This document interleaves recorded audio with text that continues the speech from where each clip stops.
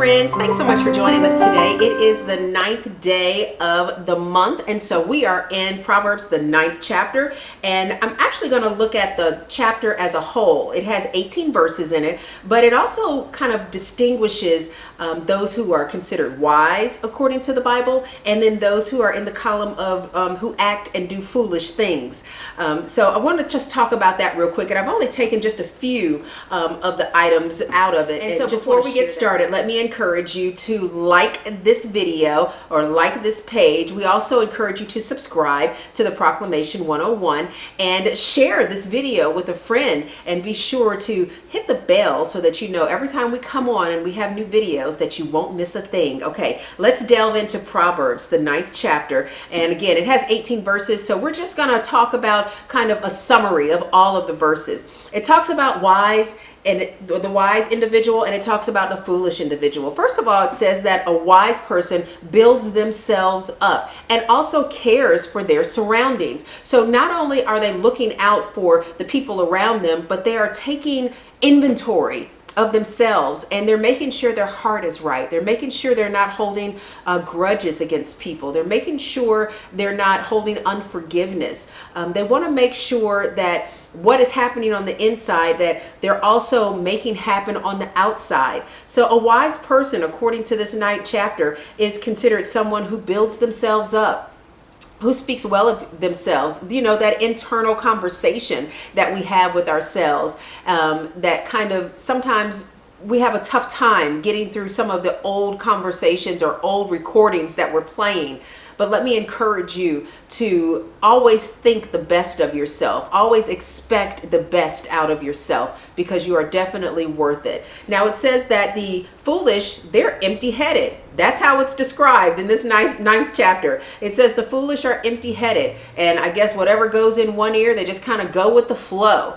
And I don't mean that, because there are people who have great personalities who are kind of more lighthearted, and I'm not talking about that. But I mean just people, when you're making major decisions, that there isn't forethought put into those decisions at all. It says that the wise person offers solutions, but again, the foolish person just lives for the moment, or lives for that particular situation. Let's just go have fun and not worry about whether or not we have to pay, you know, the rent or the mortgage. We're going to go to the beach today and have a good time.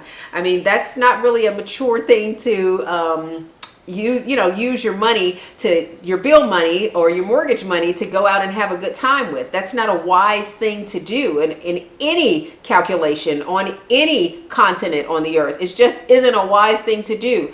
But some people find themselves doing that, and they end up in situations that they have to bail themselves out of or find help. So let's be wise when it comes to our affairs. It also says that a wise person gives insight.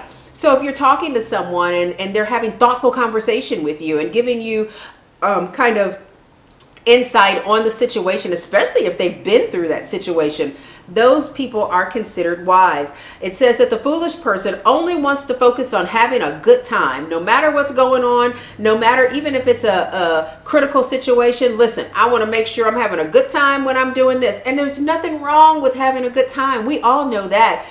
Lord knows we need to look at the positive side of things because of what we've all been through this past year or last year. But we want people who are able to help us navigate through situations that might be a little difficult. So the Bible just kind of categorizes someone who is foolish, who's not really taking the time to really assess the things in life and to make proper decisions when situations arise. It also says a wise person will not waste time on meaningless conversations with individuals who do not want to evolve and individuals who do not want to change and grow.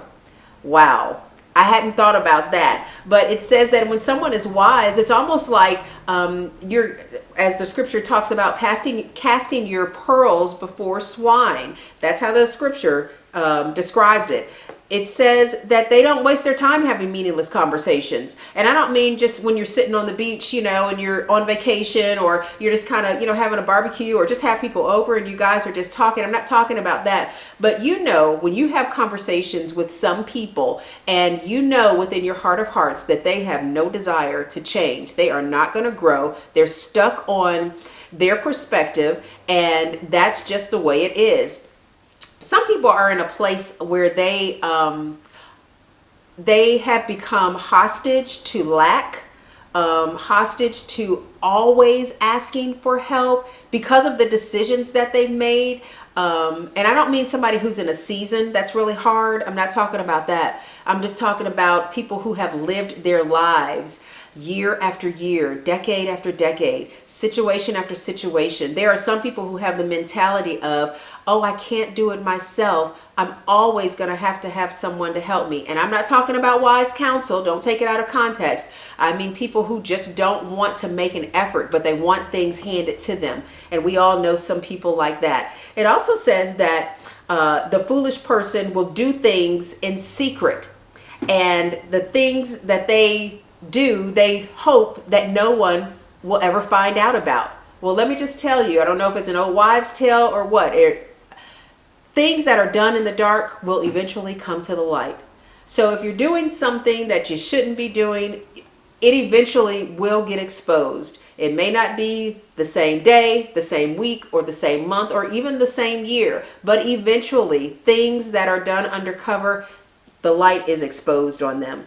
It also says that the wise person will realize those who want to make progress, and they will take what is shared and apply it to their lives. And this is what this means. When you're talking to someone and they're really trying to figure out how to get out of their situation, and you're giving them nuggets, you're giving them jewels, you're giving them instruction, you're giving them a plan to move from point A to point B, and they're really applying those things to their lives, they're coming out with a plan.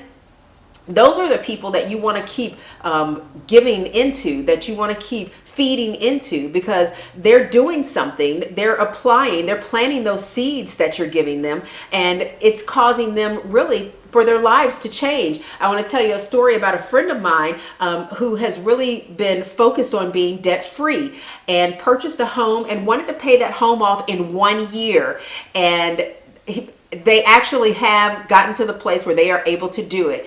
And so they were sharing their testimony, and there was a friend of theirs that came up and said, I want to know what you were doing. I want to know exactly what you did. I need to schedule an appointment with you. I need to get on your calendar so that you can tell me exactly what you did, how you did it, because basically I want to apply these principles and these things to my life. I don't want a passing conversation. I want to be able to sit down, pick up my pen and paper, and jot down notes so that I can get an understanding on how you were able to be debt free in such a short span of time, and what you were doing.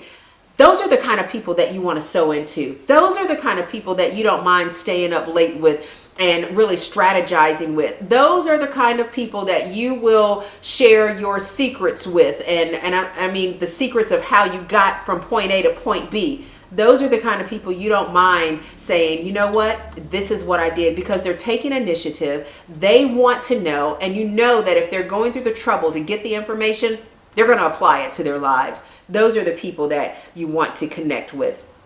So here's the pearl of wisdom that I want to share with you.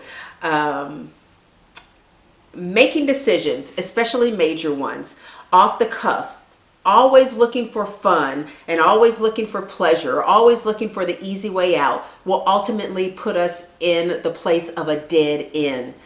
If you are giving out and sending out more than you're bringing in, whether it's money, whether it's emotional fortitude, whether it's mental capacity, whether you've decided to take care of your emotional needs so that you're able to meet the needs of your family or your significant other, if you keep giving out, keep giving out, keep giving out, you're going to deplete yourself.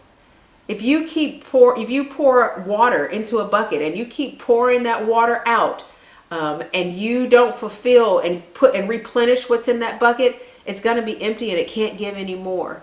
That's how we are. So pay attention to what you're giving out, but more importantly, pay attention to what you're putting in. I encourage you to maybe find a new hobby. Try something new, something that you haven't tried before. If it's music lessons, maybe you're taking up photography, maybe you want to take up writing, or I don't know, hang gliding, whatever it is. When you introduce something new into your life, it's like feeding your soul. It ignites you, it excites you, it kind of gives you, it gives you a rejuvenation almost. So I encourage you to try something new. This is 2021, the year 2021. If you don't do it now, when will you do it? When will you take the time to do it to make a difference in your life? And let me share this with you. But when you're walking in wisdom, with thought, with in-depth thought, with contemplation, with conversation with those who are experienced, when you're getting help from those who can help you, when you're walking in wisdom, you set yourself up for victory. You set yourself up to be in a place that is stable. You set yourself up to be in a place that creates almost a fortress around you. Now, I'm not saying that life doesn't happen, but when life does happen, because you're walking in wisdom, you know how to roll with the punches. Because you're walking in wisdom, you really understand, as I mentioned on one of my other videos, that when football players, they're taught how to slide into a fall so that they don't hurt their knees or their ankles or their legs. They're taught how, when somebody comes to tackle you, or even in basketball, I know you're not supposed to tackle in basketball, but even if you fall, you're taught to kind of, roll into that fall so that you don't hurt your ankles or your knees or your legs or anything vital, or your arms. I mean, you're taught how to handle the punches when they come. I encourage you to walk in wisdom. Try something new. Get around people who want to learn and want to grow, because that will ignite what's in you and encourage you to grow. Listen, we thank you so much for joining us today. Be sure to subscribe, and we look forward to seeing you next time. Take care.